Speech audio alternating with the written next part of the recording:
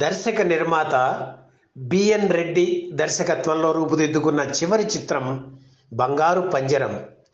వాహిని పతాకంపై రూపొందిన ఈ సినిమాలో భావోద్వేగాలకు పెద్దపీట వేశారు బిఎన్.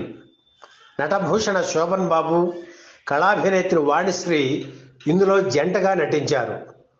తన ప్రతి సినిమా ప్రారంభంలో ఎవరో ఒక ప్రముఖునితో వాయిస్ ఓవర్ చెప్పించడం బిఎన్కు అలవాటు. ఆయన అభ్యర్థనపై నటరత్న ఎన్టీఆర్ బంగారు పంజరం చిత్రానికి వాయిస్ ఓవర్ ఇవ్వడం విశేషం. 1969 మార్చి 19న విడుదలైన ఈ చిత్రం విజయవంతం కాలేదు. ఈ సినిమా అపజయం ఇచ్చిన షాక్తో చాలా కాలం వరకు బిఎన్ తేరుకోలేకపోయారు. ఆ తర్వాత 1-2 చిత్రాలు ఆయన ప్లాన్ చేశారు, కానీ అవి ఫలించలేదు. అంత చరిత్ర ఉన్న తను చివరికి ప్రేక్షకుడికి పనికి రాకుండా పోయారనే దిగులుతో 1977లో బిఎన్ రెడ్డి కన్నుమూశారు. ఆయన చివరి చిత్రం బంగారు పంజరం చిత్ర నిర్మాణ విశేషాలు ఈ వీడియోలో చూద్దాం. ఈ చిత్రానికి పాలగుమ్మి పద్మరాజు కథా మాటలు అందించారు. బిఎన్ తీసిన మల్లీశ్వరి సినిమా తర్వాత మళ్ళీ ఈ సినిమాలోని పాటలన్నీ దేవులపల్లి కృష్ణశాస్త్రి రాశారు. ఇందులో ఎస్ జానకి పాడిన గట్టుకాడ ఎవరో, పగలైతే దొరవేరా ఈ 2 పాటలు ఇప్పటికీ అలరిస్తూనే ఉంటాయి. ఇందులో హీరో వేణు పాత్రకు నటభూషణ శోభన్ బాబుని, గొర్రెలు కాచుకునే నీలా పాత్రను వాణిశ్రీ పోషించారు. కెరీర్ ప్రారంభంలో వీరిద్దరికీ దొరికిన మంచి పాత్రలు ఇవి. వరుసగా హాస్య పాత్రలే వాణిశ్రీ పోషిస్తున్న సమయంలో ఆమెకు హీరోయిన్ వేషం ఇచ్చారు బిఎన్.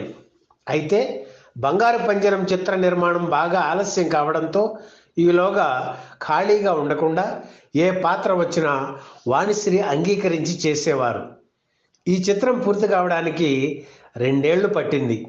ఈలోపు తనకు 7-8 సీన్లు ఉన్న పాత్ర ఏది దొరికినా వాణిశ్రీ చేసేసేవారు. దాంతో బిఎన్ రెడ్డి, మేమిక్కడ నిన్ను హీరోయిన్గా తీసుకుంటే నువ్వు ఇంకో పక్క చిన్న చిత్తగా వేషాలు వేస్తుంటే ఎలాగమ్మా, కొంతకాలం వెయిట్ చేయాలి, మంచి పాత్రలు వచ్చే వరకు ఆగాలి అని గొడవ పెట్టేవారు. ఈ చిత్రం షూటింగ్ కొంత అయ్యాక రష్ చూశారు బిఎన్ రెడ్డి. ఆ విషయం తెలిసి ఎలా ఉందండి అని ఆయన అడిగారు వాణిశ్రీ. బాగానే ఉందమ్మా, శోభన్ బాబులోనే ఒక లోపం కనిపిస్తోంది అన్నారు ఆయన.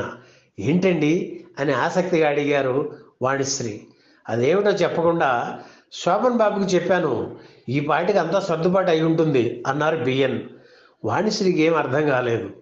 మేకప్ పరంగా ఏమన్నా మార్పులు చేశారేమో అని ఊరుకున్నారు. మరికొన్ని రోజులు షూటింగ్ జరిగిన తర్వాత రష్ చూడడానికి రమ్మని శోభన్ బాబు వాణిశ్రీకి కబురు చేశారు బిఎన్ రెడ్డి. చూసిన తర్వాత శోభన్ బాబులో ఏమైనా మార్పు కనిపించిందా అని వాణిశ్రీని అడిగారు బిఎన్. ఆమెకు ఏమీ కనిపించలేదు. వివరంగా అడుగుదామని అనుకునే లోపల ఎవరో రావడంతో వారితో మాట్లాడుతున్నారు బిఎన్. దాంతో శోభన్ బాబు దగ్గరికి వెళ్ళి ఏమిటండి మార్పు అని మెల్లగా ఆయన్నే అడిగారు వాణిశ్రీ. చూయింగ్ గమ్ నవ్వులుతూ ఏమిటో చెప్పుకో చూద్దాం అని నవ్వేశారు శోభన్ బాబు. అదేమిటి ఎప్పుడు లేని అలవాటు చూయింగ్ గమ్ నవ్వులుతున్నారు అని ఆశ్చర్యపోతూ అడిగారు వాణిశ్రీ. అదే బుజ్జి తల్లి, దాన్ని బట్టి ఆలోచించు, ఆ మార్పు ఏమిటో అన్నారు శోభన్ బాబు. దాంతో వాణిశ్రీకి కోపం వచ్చి, సరే మీరు చెప్పేదాకా ఆ విషయం గురించి ఆలోచించడం అని గట్టిగా చెప్పేశారు. ఆ తర్వాత బిఎన్ రెడ్డి అసలు విషయం ఏమిటో చెప్పారు. శోభన్ బాబు 2 పళ్ళ మధ్య సందు ఉందని, నవ్వుతున్నప్పుడు అది వెలితిగా కనిపిస్తుంది కనుక డెంటిస్ట్ సలహాతో దాన్ని కవర్ చేసుకోమని చెప్పానని, శోభన్ బాబు ఆ పని చేశారని బిఎన్ చెప్పారు. శోభన్ బాబు బుద్ధివంతుడని, బాగా వృద్ధిలోకి వస్తాడని, పెద్దల మాట గౌరవిస్తాడని ఈ సందర్భంగా ఆయన పొగిడేశారు బిఎన్. ఆయన తన గురించి అలా మాట్లాడుతుంటే చేతులు కట్టుకుని నిలబడ్డారు శోభన్ బాబు. వాణిశ్రీ మాత్రం ఆలోచనలో పడ్డారు. అదేమిటి, ఈయన డెంటిస్ట్ దగ్గరికి ఎప్పుడు వెళ్ళారు, పన్ను ఎలా కవర్ చేశారు, ఇందాక నవ్వినప్పుడు మామూలుగానే ఉందే అనుకున్నారు. ఇందులో ఏదో కిటుకు ఉంది. తేల్చుకోవాల్సిందే అనుకున్నారు వాణిశ్రీ. ఆ తర్వాత ఈ సినిమాలో ఒక పాట చిత్రీకరణ కోసం ఏర్కాడ్ వెళ్ళారు శోభన్ బాబు, వాణిశ్రీ. పాట చిత్రీకరణ మొదలైంది. అందులో వాణిశ్రీ పాట పాడుకుంటూ శోభన్ బాబు దగ్గరికి వెళ్ళాలి. ఆయన చిరునవ్వుతో ఆమె వంక చూడాలి.